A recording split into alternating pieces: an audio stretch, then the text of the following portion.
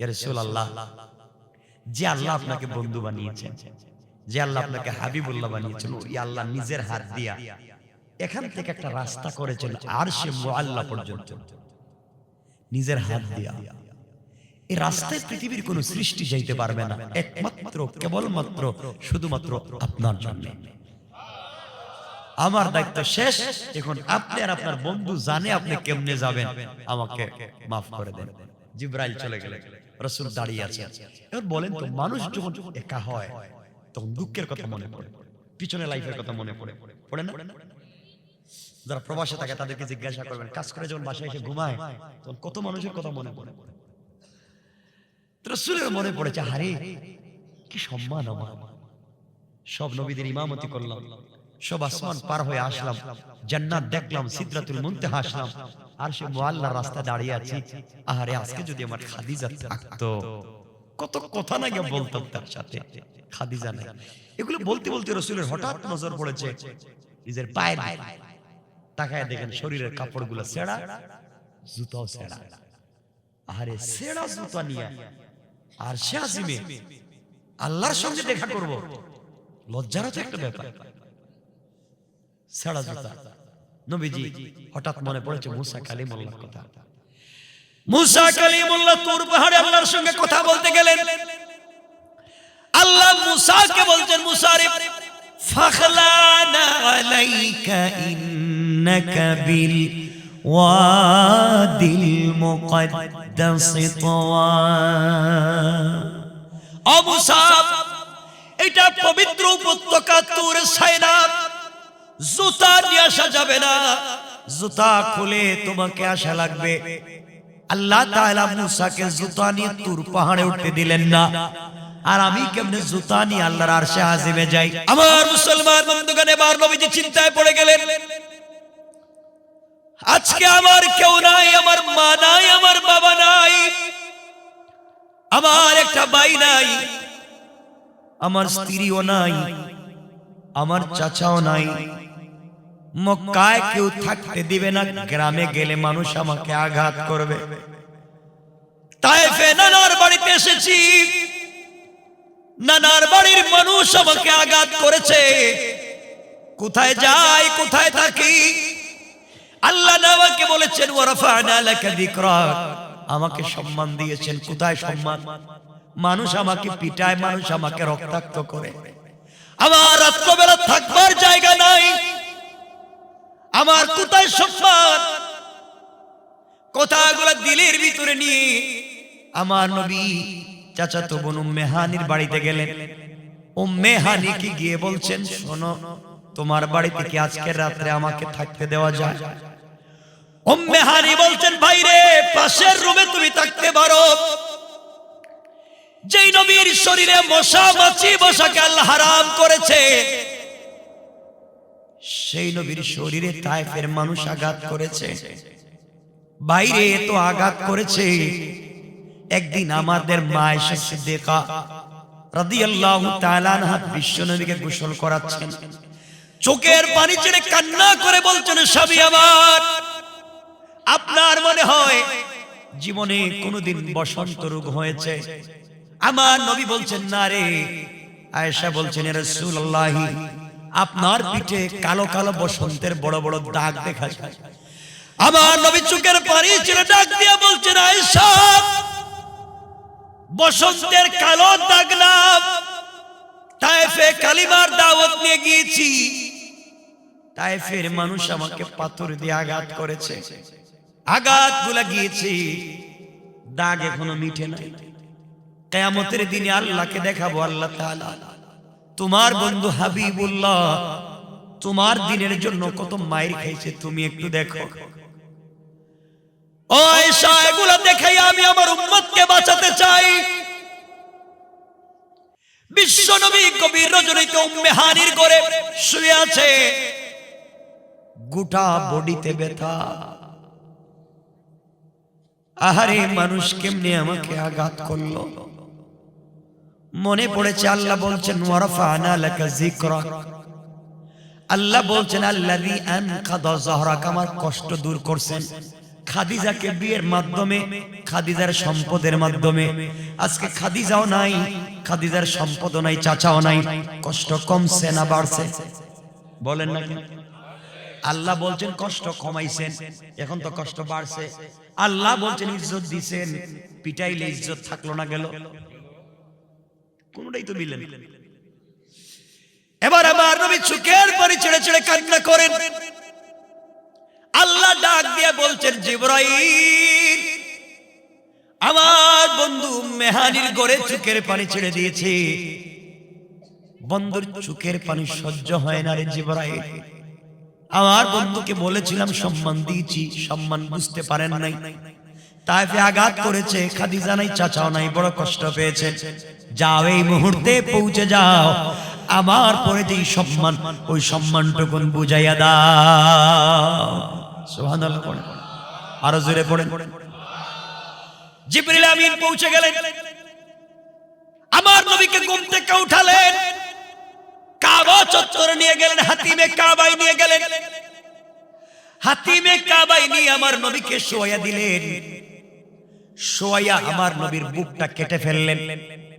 আল্লাহ বলছেন আমার তেলাওয়াতকৃত আয়াতের প্রথম আয়াতে, আলাম নাশরাহ লাকা সাদরাক।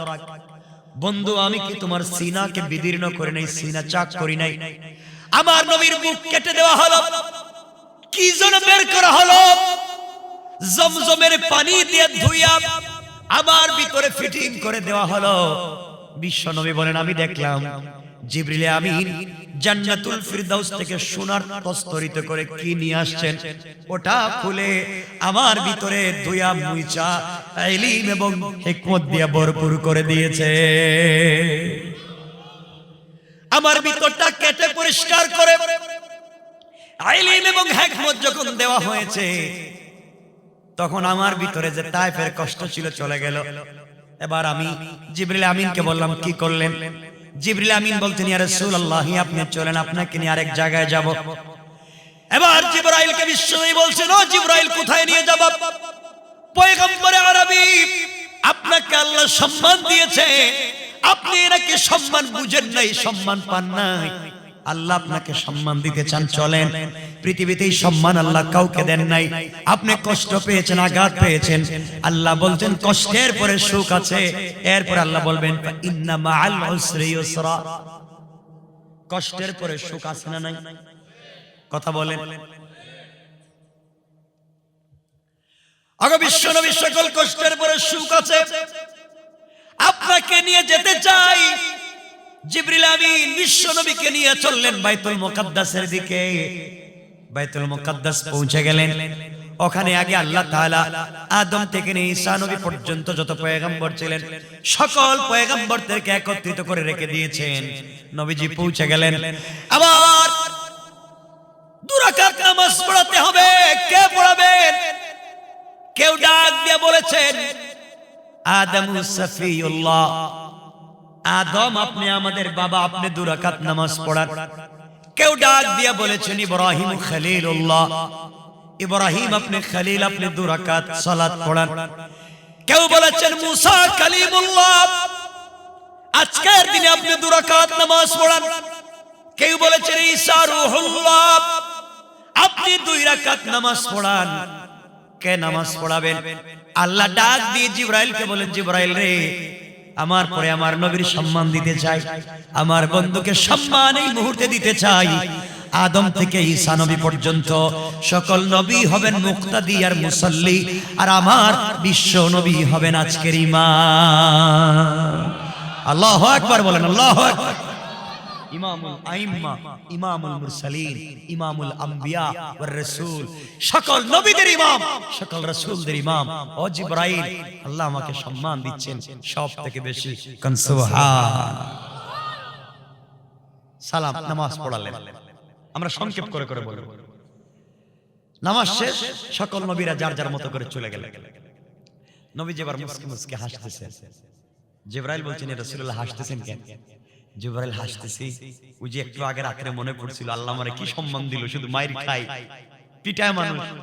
দেখলাম আমার বন্ধু যে বানাইছে হাবিবুল্লাহ আমারে ভুলে যায় নাই। আজকে এত সম্মান, সব নবীরা মুসল্লি, আর আজকে আমি হয়ে গেছি ইমাম।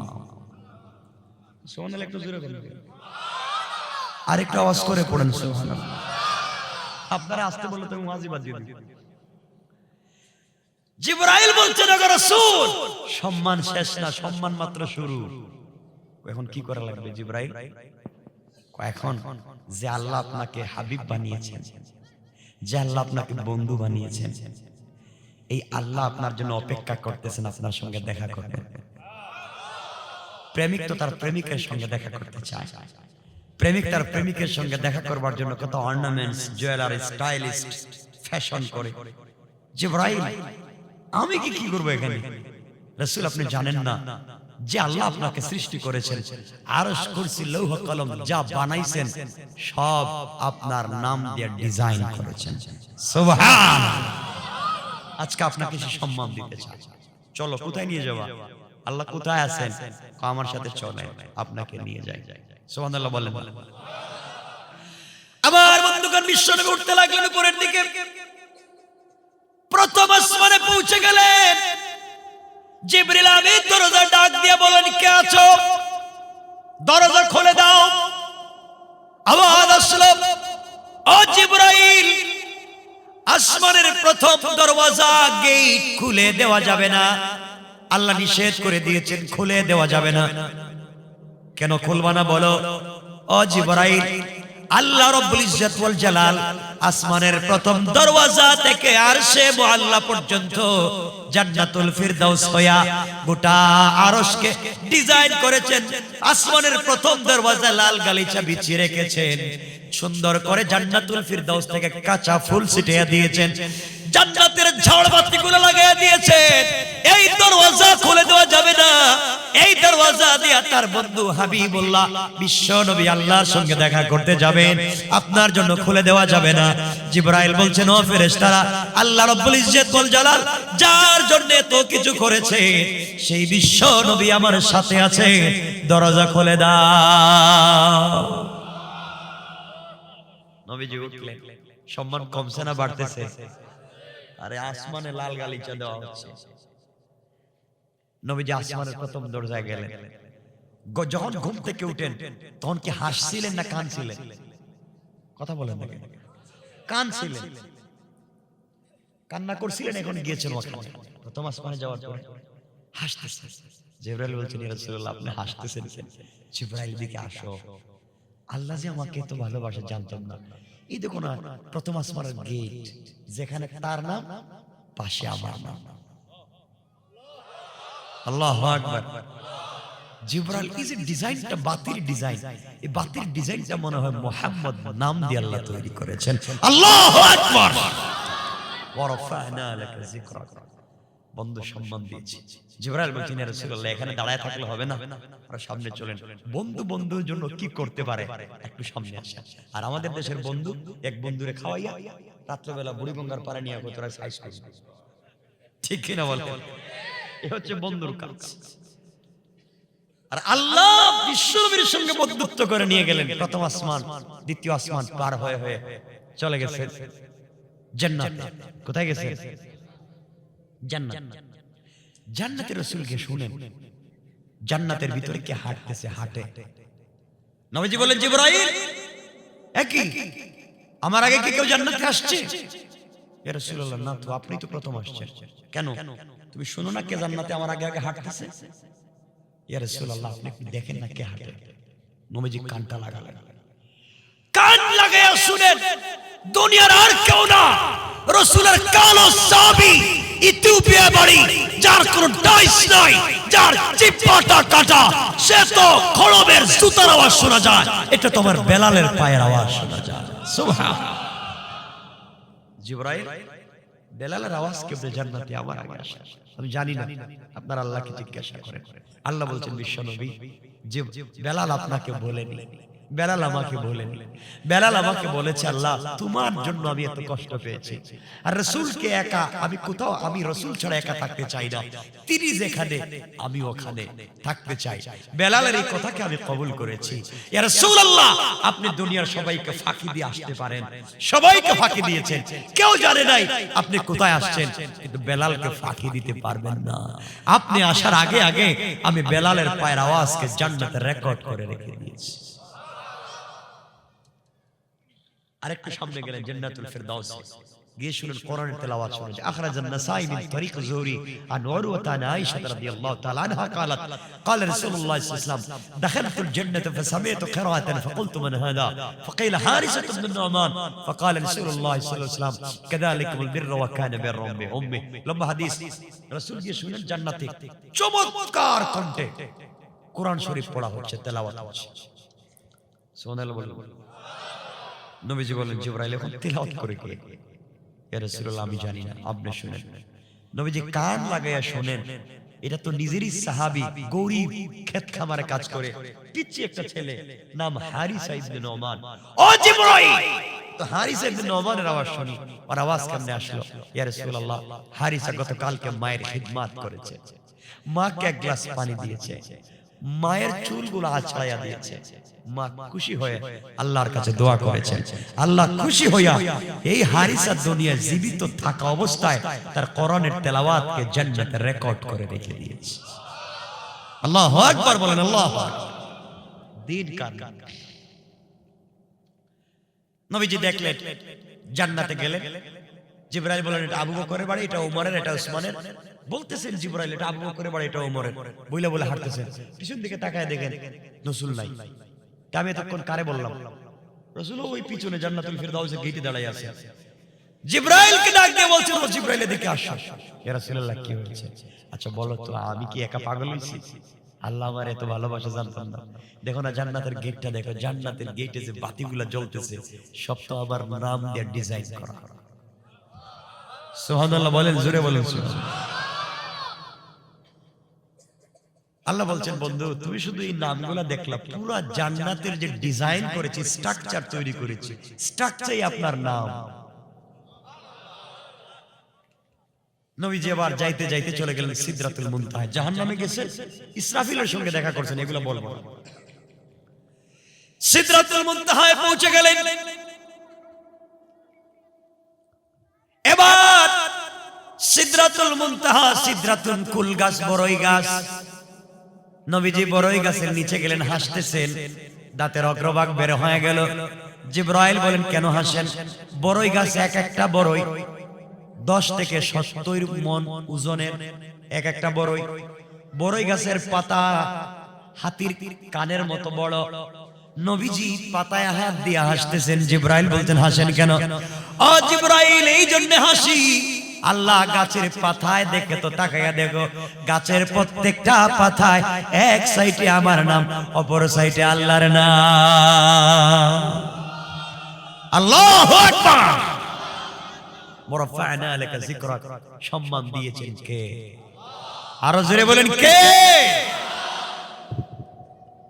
এবার জিবরাইল রাসূলের পাককে নিয়ে আরেক জায়গায় গেলেন, নিয়ে বলছেন ইয়া রাসূলুল্লাহ আমাকে মাফ করে দেন, আমি আর সামনে যেতে পারবো না, বেয়াদবি মাফ করবেন।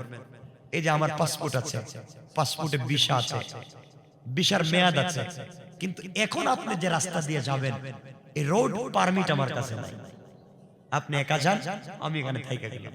নবীজি বললেন জিবরাইল কোন কথা বলো? আমার ঘুম থেকে উঠে নিয়ে আসছো, আমার কেউ নাই তুমি জানো, আর একা একা কোন জায়গায় আমার রাইকা যাও? খালি ময়দান। ইয়া রাসূলুল্লাহ যে আল্লাহ আপনাকে বন্ধু বানিয়েছেন, যে আল্লাহ আপনাকে হাবিবুল্লাহ বানিয়েছেন, ওই আল্লাহ নিজের হাত দিয়া এখান থেকে একটা রাস্তা করেছেন আরশে মুআল্লা পর্যন্ত, নিজের হাত দিয়া। এই রাস্তায় পৃথিবীর কোন সৃষ্টি যাইতে পারবে না, একমাত্র কেবলমাত্র শুধুমাত্র আপনার জন্য। আমার দায়িত্ব শেষ, এখন আপনি আর আপনার বন্ধু জানে আপনি কেমনে যাবেন, আমাকে মাফ করে দেন। জিবরাইল চলে গেলেন, রাসূল দাঁড়িয়ে আছেন। এবার বলেন তো, মানুষ যখন একা হয় তখন দুঃখের কথা মনে পড়ে, পিছনে লাইফের কথা মনে পড়ে, পড়ে না? যারা প্রবাসে থাকে তাদেরকে জিজ্ঞাসা করবেন, কাজ করে যখন বাসায় এসে ঘুমায় তখন কত মানুষের কথা মনে পড়ে। রাসূলের মনে পড়েছে, আরে কি সম্মান আমার, সব নবীদের ইমামতি করলাম, সব আসমান পার হয়ে আসলাম, জান্নাত দেখলাম, সিদরাতুল মুনতাহা আসলাম, আর সে মুআল্লার রাস্তায় দাঁড়িয়ে আছি। আরে আজকে যদি আমার খাদিজা থাকতো, কত কথা না গিয়ে বলতাম তার সাথে। খাদিজা নাই। এগুলো বলতে বলতে রাসূলের হঠাৎ নজর পড়েছে নিজের পায়ের দিকে। তাকায় দেখেন শরীরের কাপড়গুলো ছেঁড়া, জুতাও ছেঁড়া। আরে ছেঁড়া জুতা নিয়ে আর সে আজিমে আল্লাহর সঙ্গে দেখা করব, লজ্জার তো একটা ব্যাপার। ছেঁড়া জুতা। নবীজি হঠাৎ মনে পড়েছে মুসা কালিমুল্লাহর কথা। মুসা কালিমুল্লাহ তুর পাহাড়ে আল্লাহর সঙ্গে কথা বলতে গেলেন। আল্লাহ মুসাকে বলছেন, মুসা রে ফাখলানা আলাইকা ইন্নাকা বিল ওয়াদিল মুকদ্দাস তাওয়া। ও মুসা, এটা পবিত্র উপত্যকা তুর সাইনা, জুতা নিয়ে আসা যাবে না, জুতা খুলে তোমাকে আসা লাগবে। আল্লাহ তাআলা মুসাকে জুতা নিয়ে তুর পাহাড়ে উঠতে দিলেন না।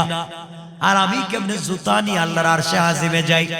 এই কথা মনে করে আমার নবী জুতা মুবারক খুলে ফেললেন। আওয়াজ আসলো, আওয়াজ হলো, বন্ধু আমার জুতা খুলবেন না, আপনি আপনার জুতা পায়ে দেন। আপনার জুতার নিচে যেই ধূলিকণাগুলো রয়েছে, এই ধূলিকণার দ্বারা আমি আল্লাহ আমার আরশে আজিমকে সম্মানিত করতে চাই।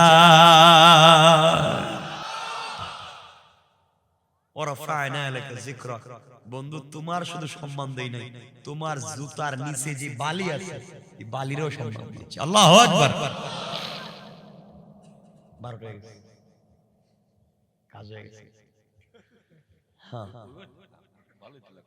না, 12টার পরে কথা বলা ঠিক না তো, খেলাফে শুনলাম। আর আপনাদের দেখতেছি ঘুম পাচ্ছে মনে হচ্ছে সারা রাত। আমি কি প্লাস্টিক?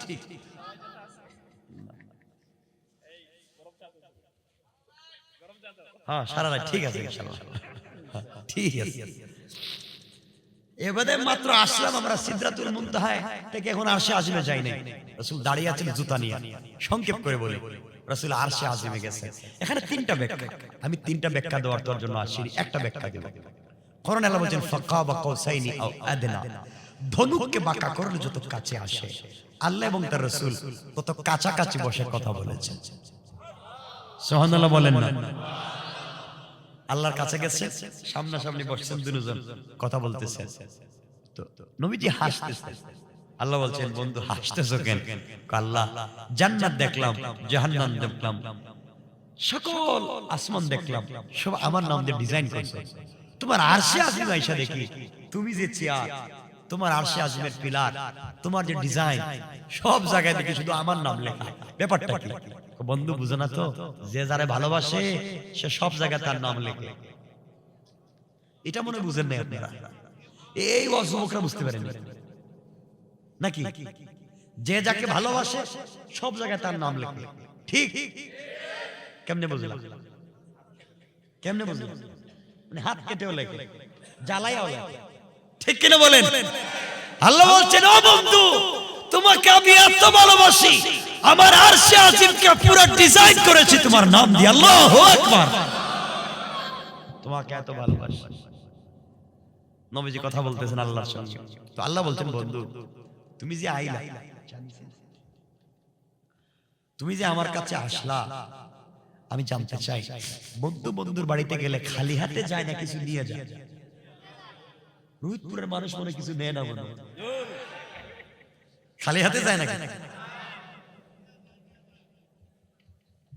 নবীজি বলতেছেন, নবীজিকে আল্লাহ বলছেন, বন্ধু তুমি যে আইলা মক্কা থেকে, বন্ধুর বাড়িতে কি আনছো?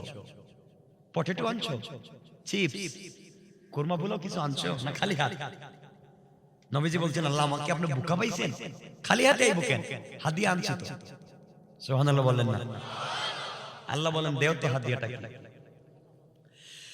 আমার নবী বললেন, আত-তাহিয়াতু লিল্লাহি ওয়াস-সালাওয়াতু ওয়াত-তাইয়্যিবাত। আল্লাহ যত সালাত, যত সালাম, যত পবিত্রতা সব তোমাকে হাদিয়া করে দিলাম। সুবহানাল্লাহ, একটু জোরে পড়েন না সুবহানাল্লাহ। আল্লাহ এই কথা শুনে খুশি হয়ে গেলেন। আল্লাহ আমার নবীকে সালাম দিলেন আর বললেন, আসসালামু আলাইকা আইয়ুহান নবী। আমার নবীকে আল্লাহ সালাম দিলেন। নবীজি সালামের জবাব তো দিলেন না, মুখটা ঘোরাইয়া নিচের দিকে তাকিয়ে বসে আছেন, চেহারা কালো হয়ে গিয়েছে। আল্লাহ বললেন, বন্ধুরে চেহারা কালো করলা কেন? সালাম আমি দিয়েছি, সালামের জবাব দিচ্ছ না, ব্যাপার কি? আমার নবী বলছেন, আল্লাহ তাআলা আপনার বাড়িতে আমি এসেছি, আপনি আমাকে বন্ধু বানিয়েছেন, আপনি আমাকে সালাম দিয়েছেন, আমি কেমনে আপনার সালামের জবাব দেই? এতক্ষণ পর্যন্ত আপনার এখানে বসলাম, কত কথা না আপনি জিজ্ঞাসা করেছেন, সালাম আপনি আমাকে দিলেন, একবারও আপনি আমার গুনাহগার উম্মতের কথা জিজ্ঞাসা করলেন না, আমার উম্মতের কথা আপনি বলেন নাই, আমার উম্মতকে আপনি সালাম দেন নাই। যতক্ষণ পর্যন্ত আমার গুনাহগার উম্মতকে আপনি সালাম না দিবেন, ততক্ষণ পর্যন্ত আমিও আপনার সালামের জবাব দিব না। তোমার নবী ওখানে গিয়ে তোমাকে ভুলে যায় না। আল্লাহ বলছেন, বন্ধু সালাম দিলাম তোমারে, সালামের জবাব দিবে তুমি, তুমি শুধু উম্মত উম্মত উম্মত উম্মত করতেছো। বন্ধু এক কাজ করো, আমি তো সবাইরে গিয়ে এখন বাড়ি বাড়ি গিয়ে সালাম দিতে পারবো না। আসসালামু আলাইনা ওয়া আলা ইবাদিল্লাহিস সালিহিন, সকল ইবাদে সালেহ বান্দাদের উপরে সালাম।